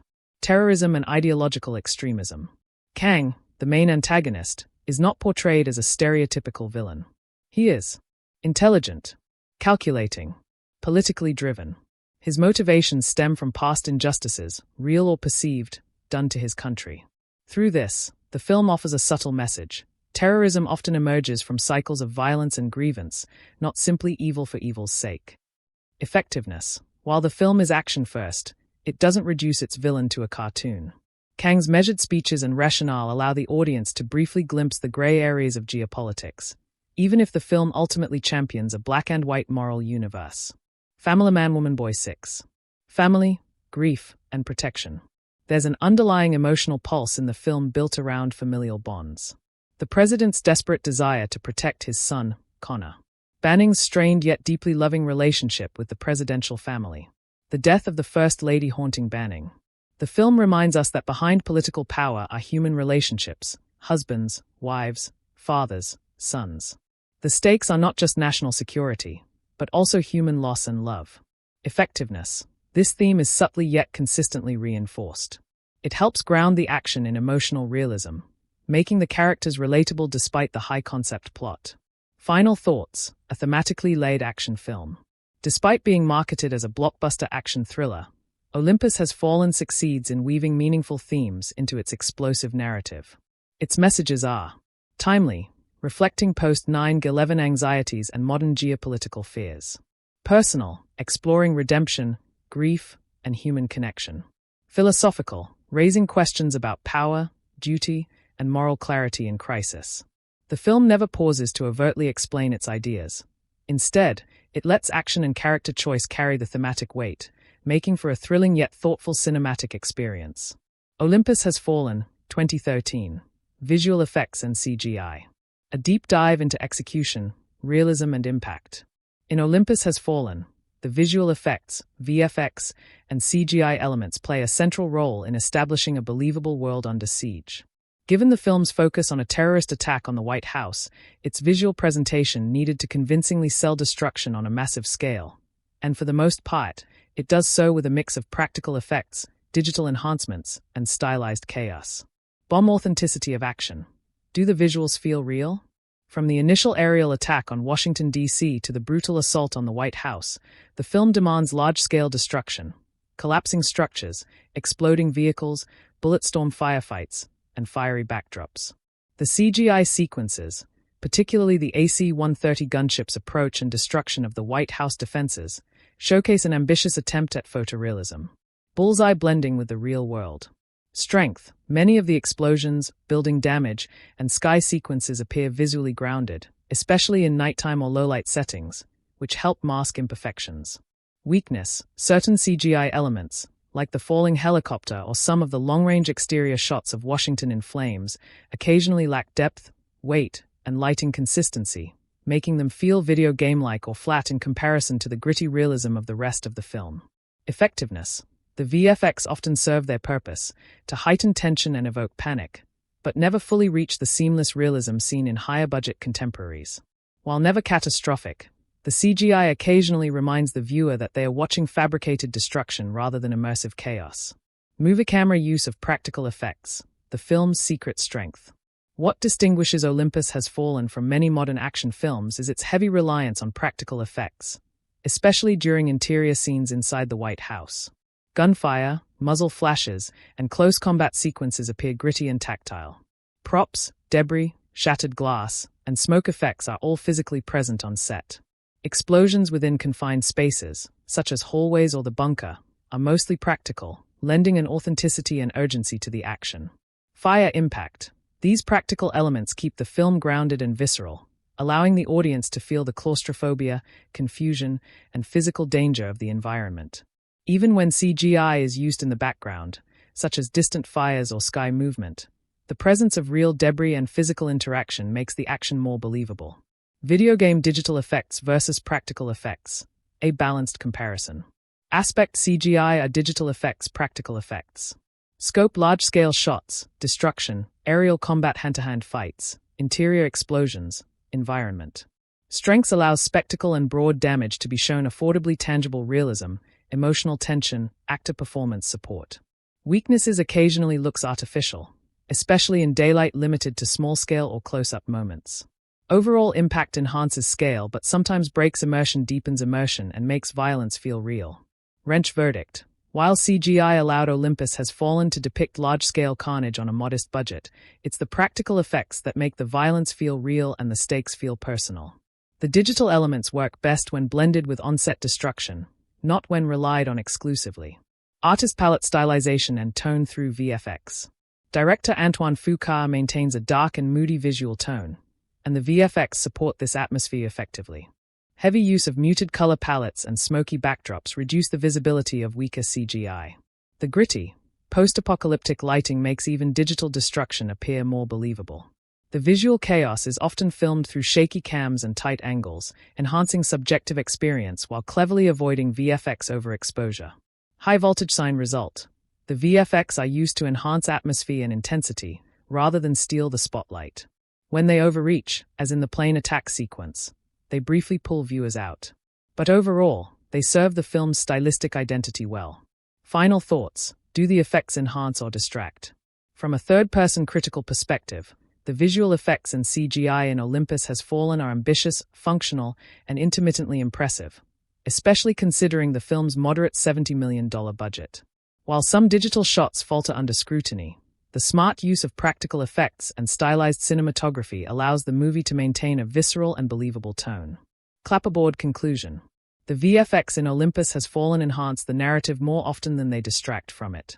They are used strategically, to depict moments of shock and awe, while practical effects and grounded filmmaking ensure that the audience stays connected to the characters and stakes. It's a solid blend of spectacle and substance, even if not flawless. Olympus Has Fallen, 2013. Set design and locations. A deep dive into realism, symbolism, and cinematic impact. In Olympus Has Fallen, the set design and choice of locations play an integral role in grounding the film's tense narrative in a believable and high-stakes environment. The film's central premise, a full-scale assault on the White House, demanded not only cinematic ambition, but meticulous attention to detail to recreate one of the most iconic, highly secured buildings in the world.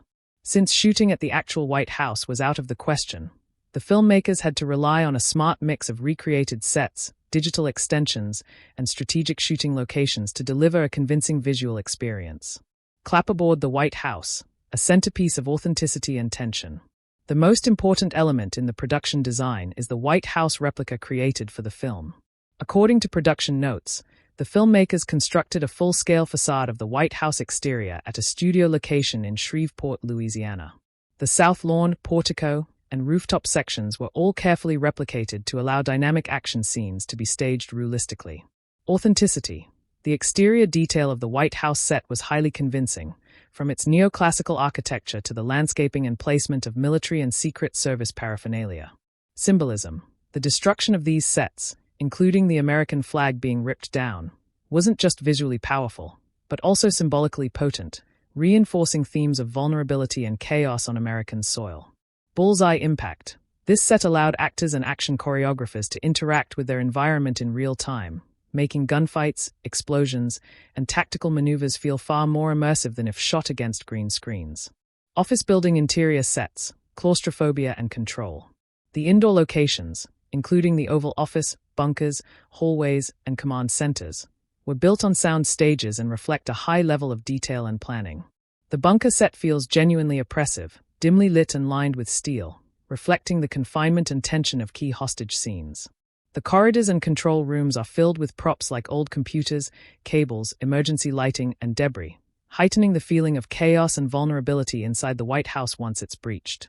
The Oval Office, while slightly stylized, maintains a rulistic grandeur, emphasizing what's at stake. Triangular ruler design philosophy. The production design team, led by John Huttman, paid special attention to making the sets feel both prestigious and under siege, balancing historical accuracy with the aesthetic of an action thriller. Globe showing Europe-Africa exterior and urban locations, expanding the scope.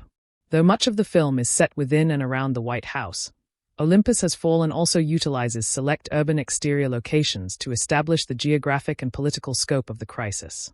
Washington, D.C. establishing shots, including aerials of the Capitol, Washington Monument, and National Mall, help anchor the film in real-world geography. Though many of these are enhanced with CGI, they serve their purpose effectively. The Pentagon and various military command locations, while not shot on location, are recreated with impressive attention to detail, ensuring the political military backdrop of the crisis feels believable. Cityscape at dusk urban disruption. The contrast between the peaceful city before the attack and its transformation into a war zone adds a dramatic visual arc to the film's setting. Broken monuments, empty streets, and smoky skies transform the American capital into a battleground. Props and environmental storytelling. The props and set dressings enhance the verisimilitude of each scene. Secret Service weapons, body armor, communication headsets, and real-time surveillance gear populate the security areas. Presidential memorabilia and personal effects in the Oval Office add layers of realism and emotional gravity to the hostage scenes. Emergency signage, tactical maps, and American flags, often blooded or burning, help tell the story of a crumbling stronghold under siege. Package symbolic touches, every element, from fallen flagpoles to shattered portraits, contributes to the idea that American leadership, pride, and control are being challenged in the most violent way possible. Performing arts narrative function of set design. Beyond aesthetics, the set design plays a narrative role. The changing conditions of the sets, from pristine to destroyed, mirror the emotional descent of the characters and the rising stakes. The bunker scenes grow more claustrophobic over time, paralleling the moral and strategic pressure on the president and his staff. The roof and Secret Service hallways serve as spaces for heroism, confrontation, and betrayal. Each action set piece is contextualized and enhanced by the believability of the environment. Final thoughts, a functional and thematic asset. From a third-person critical perspective, Olympus Has Fallen succeeds admirably in its set design and location choices.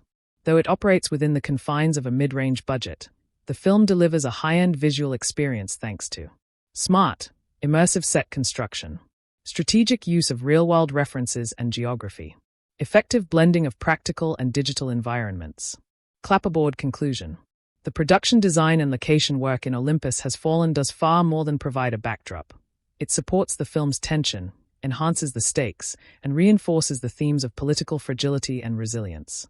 While the real White House remains untouched, this film builds a fictional version so detailed and immersive that the threat to it feels deeply personal and emotionally resonant for the viewer. Olympus Has Fallen, 2013. Dialogue and script.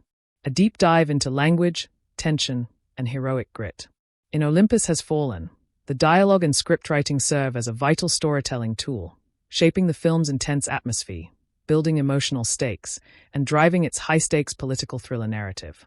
Written by Creighton Rothenberger and Katrin Benedikt, the script focuses on sharp, efficient language that prioritizes urgency, military authenticity, and classic action hero grit, all while anchoring moments of emotional weight and patriotism.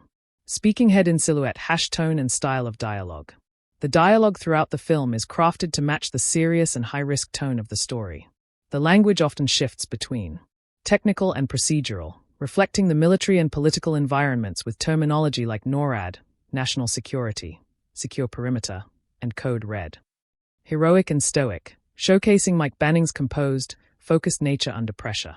Emotional and symbolic, especially in scenes involving the president and the fallen First Lady, giving the film occasional moments of tenderness amidst chaos. Bullseye effectiveness. The tone remains consistent, with little room for humor or levity. This works well in a story about terrorism and national emergency, where seriousness drives realism. Fire character-defining dialogue. The dialogue is particularly effective in defining characters, especially the lead, Mike Banning, Gerard Butler. His lines are often short, to the point, and laced with a dry, no-nonsense intensity that reinforces his background as a Secret Service agent. He doesn't say much unnecessarily, but when he does speak, it has weight, especially in confrontational scenes with the terrorists or during tactical decision-making.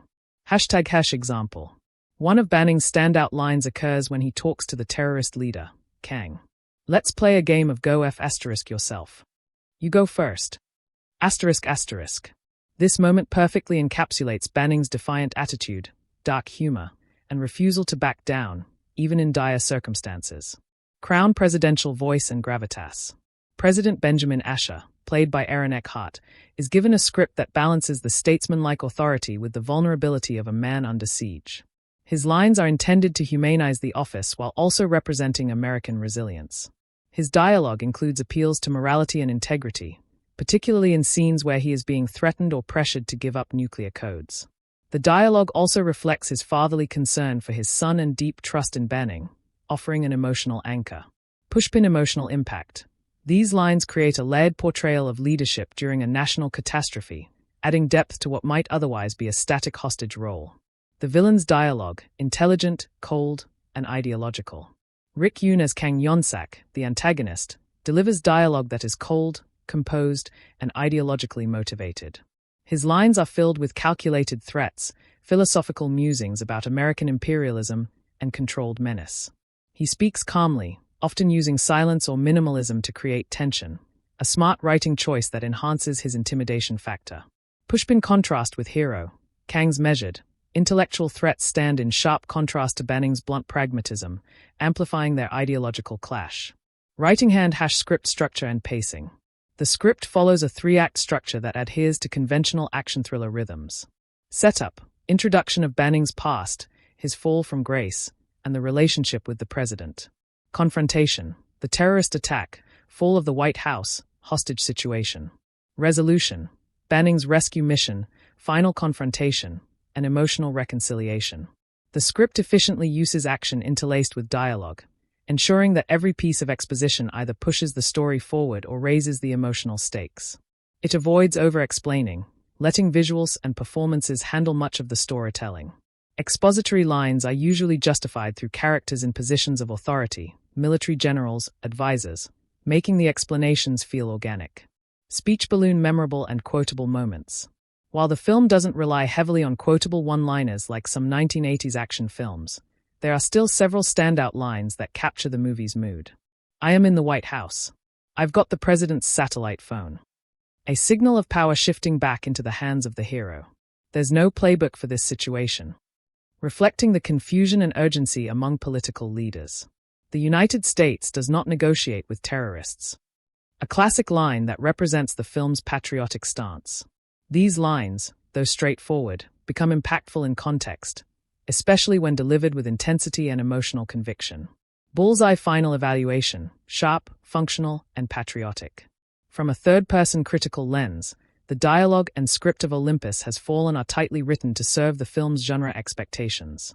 It isn't overly poetic or philosophical, but it delivers powerful emotional beats in the right moments.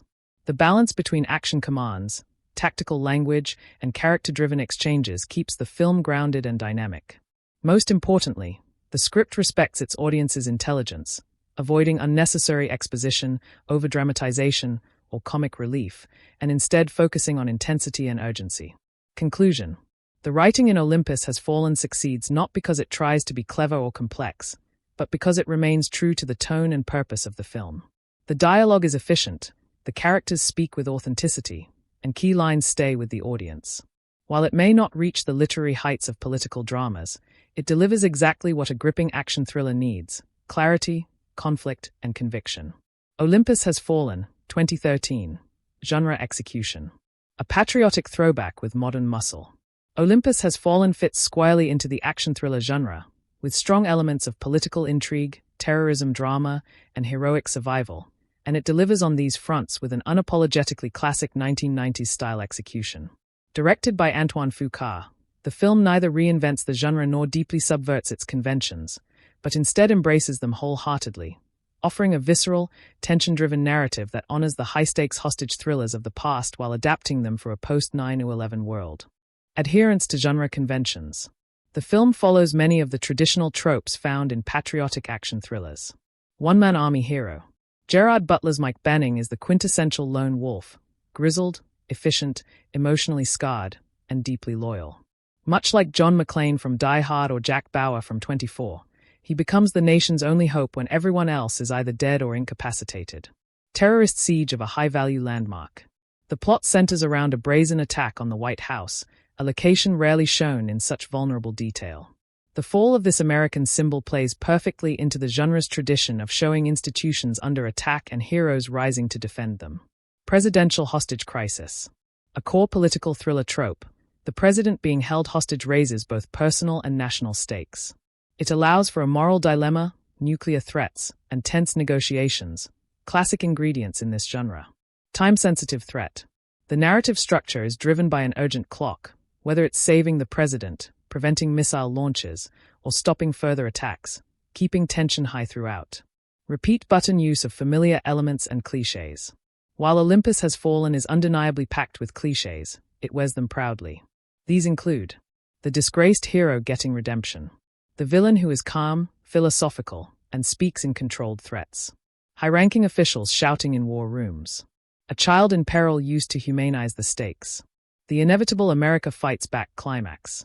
However, the film executes these clichés with sincerity and technical polish, making them feel like genre staples rather than lazy shortcuts.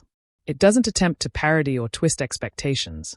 It delivers a familiar formula well, which many fans of classic action films appreciated. Cloud with tornado balancing action, suspense, and drama. One of the film's strengths is its tightrope walk between explosive action and political suspense, occasionally diving into emotional drama. Here's how it handles the balance. Action: brutal, raw, and fast-paced. The initial assault on the White House is a masterclass in chaos and tactical choreography, setting a gritty tone. Suspense, maintained through the president's captivity, ticking threats of nuclear failure, and the infiltration of the White House by Banning. Drama, used sparingly but effectively, particularly in Banning's backstory, haunted by the death of the First Lady, and the emotional strain on the president and his son. Humor, minimal. Unlike films like Die Hard, which mix action with frequent wisecracks, Olympus Has Fallen stays largely serious, with a few dry one-liners from Banning, used to break tension rather than invite laughter. Themes within genre framework. Thematically, the film delivers the kind of patriotic messaging expected in American action thrillers. Duty and redemption. Banning's journey is about reclaiming his honor and saving the country he still loves. Leadership under fire.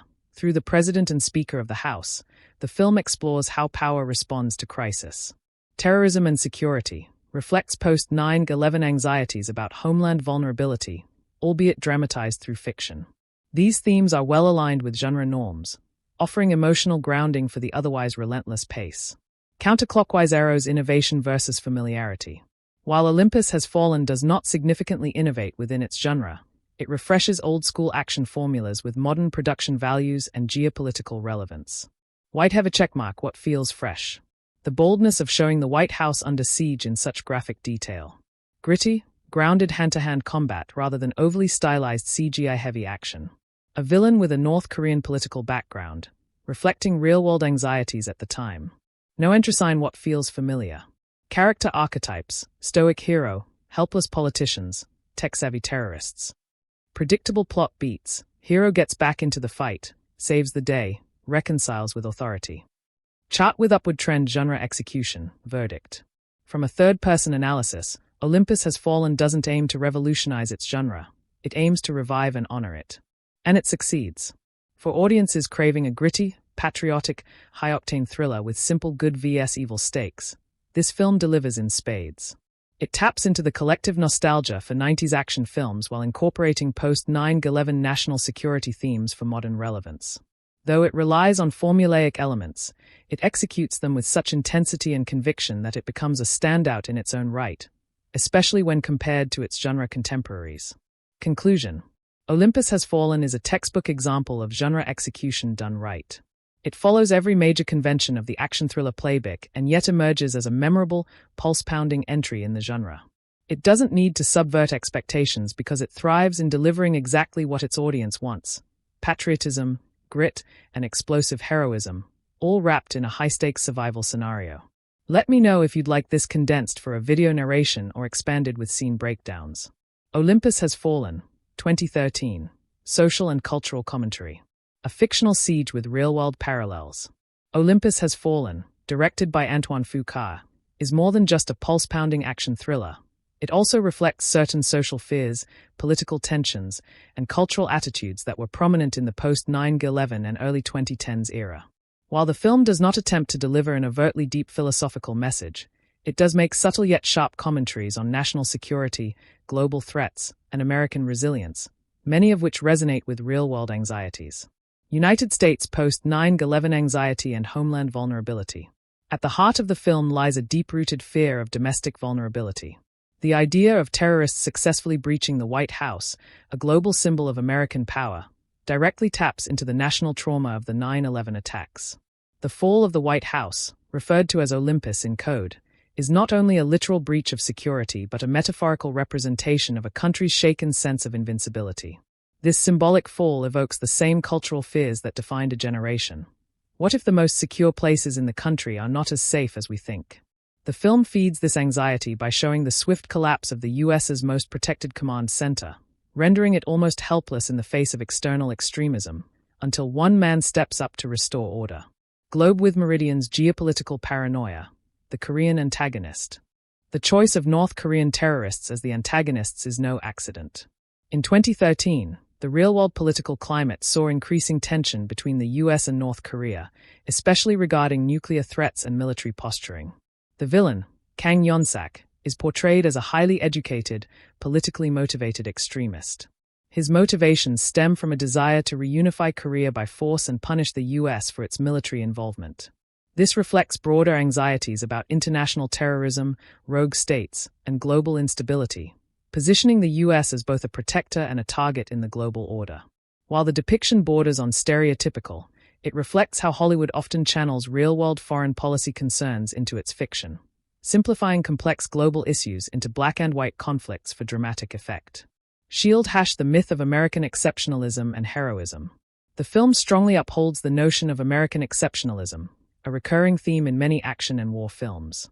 The idea that one American hero, in this case, Gerard Butler's Mike Benning, can stand alone against insurmountable odds and restore order is both a narrative device and a cultural message. Banning's unwavering loyalty, self-sacrifice, and emotional detachment symbolize the ideal protector archetype, a person who embodies strength, patriotism, and resilience. This messaging can be seen as both inspiring and nationalistic, reinforcing a worldview where America is constantly under threat but always triumphs through individual courage and determination. Classical building / government critique and crisis leadership. The film also hints at a critique of government bureaucracy and leadership during crises. The chain of command falls apart quickly after the attack. While some characters, like the Speaker of the House, try to maintain order, they are portrayed as less effective than Benning, who operates outside the system. This indirectly raises questions about the efficiency of government systems during real-time emergencies and the dependency on individuals rather than institutions to save the day. Though not deeply explored, this dynamic reflects a subtle cultural mistrust in political leadership, a sentiment that has been growing in American society over the last few decades. Boy innocence, family, and the American dream. The inclusion of the president's young son, Connor, adds a layer of emotional weight and symbolizes the next generation of Americans. His survival becomes more than a tactical goal. It represents protecting the country's future. Banning's efforts to rescue Connor are not just heroic. They are symbolic of safeguarding innocence in a violent world. The film also opens with a tragic accident involving the First Lady, which adds a personal and emotional foundation to the otherwise action-driven plot, reinforcing traditional family values and the personal cost of public service. left-pointing magnifying glass handling of sensitive topics. The film handles its subject matter with genre-driven intensity rather than political nuance.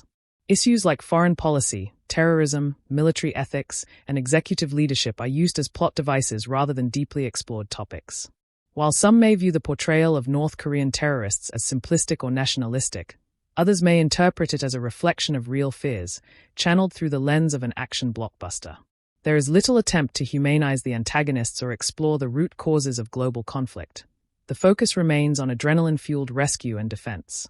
Thus, while the commentary is present, it often lacks depth and balance, as is typical for the genre. Conclusion: a mirror of its time. From a third-person perspective, Olympus Has Fallen serves as a cinematic reflection of American cultural and political concerns in the early 2010s. It captures fears of terrorism, critiques governmental preparedness, and reinforces nationalistic ideals. Though it doesn't attempt deep cultural introspection, its themes resonate with audiences because they align with real-world tensions. The film offers a surface-level commentary that functions more as catharsis than critique, allowing viewers to confront their fears, then watch a hero triumph against them. In the end, Olympus Has Fallen provides an emotionally satisfying but ideologically straightforward narrative, using cultural fears not to provoke discussion, but to amplify stakes and deliver spectacle. Olympus Has Fallen, 2013. Audience engagement. How it connects, thrills, and resonates with viewers. Olympus Has Fallen, directed by Antoine Fuqua, is a film designed with a clear mission: to grip the audience from the first explosion to the final act of heroism, and to keep viewers invested through high-stakes action, emotionally grounded characters, and patriotic spectacle. From a third-person perspective, the film's effectiveness in engaging its audience lies not just in its adrenaline-fueled sequences, but in its ability to tap into collective fears, desires, and fantasies of resilience. High voltage sign immediate emotional hook. The film wastes no time in capturing attention. Within the first act, it delivers an emotional gut punch: the tragic death of the First Lady during a car accident. This event is more than just character backstory. It functions as a humanizing setup that draws viewers into the personal struggles of the protagonist, Mike Banning. This early tragedy creates empathy for Banning and sets the emotional stakes. Audiences are compelled to root for him not only as a protector of the nation, but as a man seeking redemption and personal closure. By opening with emotional vulnerability, the film ensures that even casual action fans are emotionally invested from the outset. Fire tension, shock, and spectacle. What follows is a series of shock and/or action sequences that keep viewers on the edge of their seats. The full-scale terrorist assault on the White House is choreographed with brutal realism, evoking genuine surprise and horror. Explosions, plane crashes, and gunfire are not merely visual spectacle. They are constructed to simulate the fear and chaos of a homeland attack, giving audiences a visceral reaction. These moments are designed to jolt the senses, and they succeed in doing so. Viewers are not passive observers. They are pulled into the storm, forced to experience the chaos as if they are caught in the crossfire themselves. United States patriotic resonance. A significant portion of audience engagement comes from the film's appeal to patriotism and national pride. Themes of heroism, sacrifice, and the defense of American values strike a chord with U.S. audiences, especially in a post-9/11 cultural climate. The sight of the American flag being torn down only to be raised again in triumph triggers a symbolic emotional release that many viewers find deeply satisfying. For certain demographics, especially military families or veterans, the movie's depiction of duty, honor, and resilience fosters a stronger connection than mere entertainment. It becomes a celebration of courage under fire. #relatable, grounded hero. Gerard Butler's portrayal of Mike Banning plays a central role in keeping viewers engaged. Unlike invincible superhero characters, Banning is wounded, emotionally scarred, and limited, yet still fights on with relentless determination. Audiences appreciate that he's not perfect, but his grit and unwavering moral compass make him accessible and admirable. His quiet moments of vulnerability, such as his interactions with the president's son or his guilt over the First Lady's death, offer brief but crucial emotional beats that allow viewers to connect beyond just the action. Performing arts balance of emotion and action. What makes Olympus Has Fallen stand out in the genre is its balance of relentless pacing and emotional depth. It isn't just non-stop action. It gives viewers time to breathe, process, and feel, particularly during scenes of civilian casualties, tense hostage standoffs, or moral decisions. The emotional stakes rise not only from national danger, but from personal relationships, such as the president's bond with his son, or the loyalty between Secret Service agents. This mix helps maintain emotional engagement across a broad audience, from fans of intense action to viewers who seek character-driven moments. Clapperboard replay value and discussion. While Olympus Has Fallen doesn't necessarily provoke deep philosophical reflection, it invites repeat viewings because of its high-octane sequences, cathartic resolution, clear moral structure, and satisfying payoff. Discussions often focus on what-if scenarios. Could this really happen? What would one do in such a situation? These conversations reveal that the film touches on real societal fears, prompting viewers to imagine themselves in the story's world, an essential aspect of strong engagement. Conclusion: a visceral, emotionally driven experience.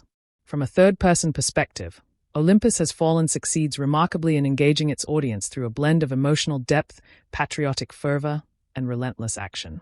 It triggers a spectrum of responses, from shock and empathy to pride and triumph, keeping viewers hooked throughout its runtime. While not a film designed for deep philosophical pondering, its strong emotional currents and high-stakes thrills ensure that audiences are not just entertained, but also immersed, moved, and satisfied, the ultimate markers of successful audience engagement. Olympus Has Fallen, 2013. Comparisons to similar films. Olympus Has Fallen, directed by Antoine Fuqua, exists within a crowded landscape of political action thrillers, particularly those involving terrorism, the U.S. presidency, and lone wolf heroes saving the day. From a third-person perspective, the film can be seen both as a solid representative of its genre and as a movie that reinvigorated a dying cinematic trope with grounded grit and unapologetic intensity. Repeat button within its own franchise.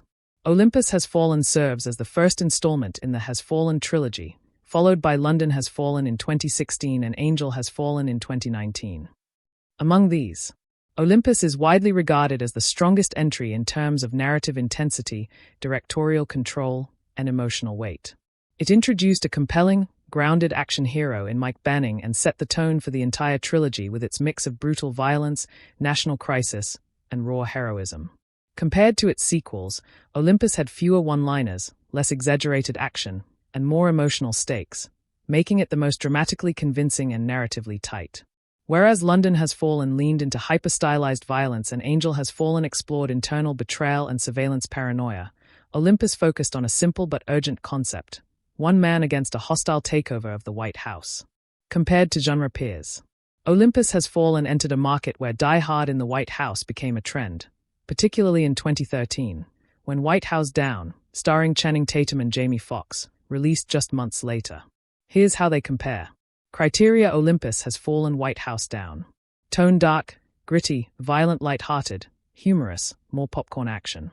Protagonist: stoic, disciplined ex-Secret Service agent, Gerard Butler, reluctant everyman hero, Channing Tatum.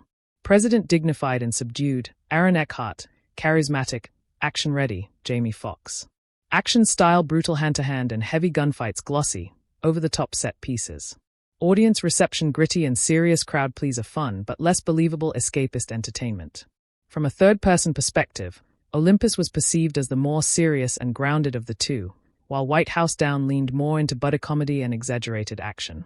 Critics often favored the tighter narrative and emotional stakes of Olympus, even if White House Down had a higher budget and more mainstream appeal. Movie camera within Antoine Fuqua's filmography. Director Antoine Fuqua, known for Training Day, 2001, The Equalizer series, and Shooter, brought a familiar gritty, high-stakes realism to Olympus Has Fallen. Like Training Day, Fuqua focuses on morally complex men under extreme pressure. Mike Banning, like many Fuqua protagonists, is a flawed but honorable warrior, seeking redemption through violence and loyalty. In comparison to Shooter, 2007, which featured a lone hero taking on corrupt political institutions, Olympus trades conspiracy for frontal assault, more bombastic, but similarly centered on one man against overwhelming odds. The film is less philosophical or morally gray than Training Day, but it retains Fuqua's signature themes of duty, survival, sacrifice, and brutal justice. Although Olympus may not be as critically celebrated as Training Day, it fits comfortably in Fuqua's filmography as a well-executed genre piece that shows his capacity to handle large-scale action and personal drama simultaneously. Squared new formula or freshness. While Olympus Has Fallen does follow a familiar formula, it manages to feel fresh due to its intense execution. The action is hard-hitting and less cartoonish than in many Hollywood blockbusters. The emotional backstory of the protagonist adds a layer of humanity that many similar films lack. Its political realism. It doesn't lean into sci-fi tech or fantasy, instead keeping threats grounded in real-world fears of terrorism and national vulnerability. That said, it's fair to say Olympus doesn't reinvent the wheel. It draws heavily from Die Hard, Air Force One, and Under Siege, among others. Yet, it does what it sets out to do better than most: deliver a tight, visceral, and patriotic thrill ride. Conclusion: a familiar formula executed with brutal precision. From a third-person critical perspective, Olympus Has Fallen does not break new ground narratively, but it excels in execution. Its tight pacing, grounded performances, and raw violence make it stand out against similar films released around the same time. Within its franchise, it remains the gold standard. Within its genre, it's one of the more respectable die-hard successes of the 21st century. In sum, Olympus Has Fallen is a triumph of craft over originality, proving that with the right director, cast, and tone, even well-worn formulas can feel urgent, emotional, and thrilling. Olympus Has Fallen, 2013. Symbolism and Metaphors. Analyzed from a third-person perspective. While Olympus Has Fallen is first and foremost a high-octane action thriller, it is also laced with symbolic undertones and visual metaphors that enhance its themes of patriotism, loss, resilience, and national identity. Beneath its explosive exterior, the film uses iconography, character arcs, and setting as metaphors to reflect broader societal fears and ideals. Classical building the White House, Olympus, as a symbol. The most overt and central metaphor in the film is the White House itself, which serves as the modern-day Olympus, the mythical home of the gods in Greek mythology. The title of the film is itself symbolic, elevating the seat of American power to divine stature. Olympus falling represents the collapse of perceived invincibility, a direct challenge to the idea that America, or its government, is impenetrable. The siege of the White House reflects post-9/11 anxieties about internal vulnerability, echoing the fear that even the most fortified structures can be breached. Once the White House is taken over, it visually transforms from a beacon of democracy to a darkened, desecrated fortress, symbolizing the temporary fall of order and justice. #Mike Banning as a symbol of redemption and resilience. Mike Banning, played by Gerard Butler, serves as a symbol of the American ideal, not just a soldier, but a protector of values, honor, and leadership. His arc from disgraced agent to national hero mirrors a classic redemption metaphor. His journey symbolizes rebirth through trial. He descends into the underworld, the captured White House, to restore balance and save the king, the president. In mythic structure, his lone warrior archetype, akin to Beowulf or Odysseus, a man with internal demons facing external chaos to reclaim purpose. His bruises, injuries, and perseverance symbolize America's enduring strength, even when wounded. Statue of Liberty, American flags, and patriotic imagery. The visual motif of the American flag recurs frequently, burning, torn, or falling, particularly in the early siege scenes. This isn't just for dramatic effect. The falling flag mirrors the fall of Olympus, a visual metaphor for national crisis and humiliation. Later, when the flag is restored and raised again, it becomes a symbol of renewal, survival, and justice.